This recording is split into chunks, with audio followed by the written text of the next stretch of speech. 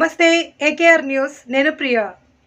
కదులుతున్న రైల్లో మొబైల్ చోరీకి యత్నం.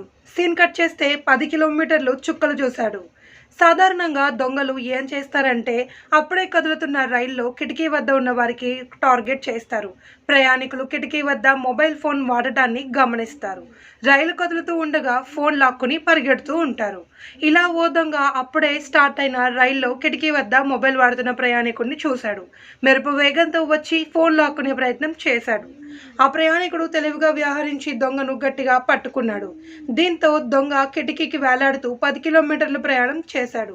ఇందుకు సంబంధించిన వీడియో సోషల్ మీడియాలో వైరల్ అవుతుంది.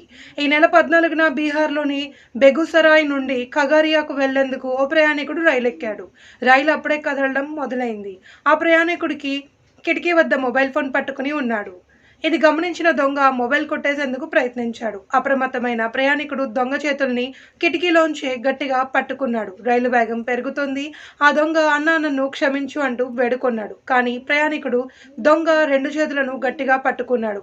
దాదాపు 10 కిలోమీటర్లు దొంగ అలాగే కిటికీకి వేలాడుతూ ప్రయాణం చేయాల్సి వచ్చింది. ఈ సమయంలో అతడు తీవ్రమైన భయాందోళనకు గురయ్యాడు. చివరికి రైలు ఖగారియా దగ్గర రాగానే ప్రయాణికుడు స్నాచర్ చెయ్యి వదలడంతో అతడు పారిపోయాడు.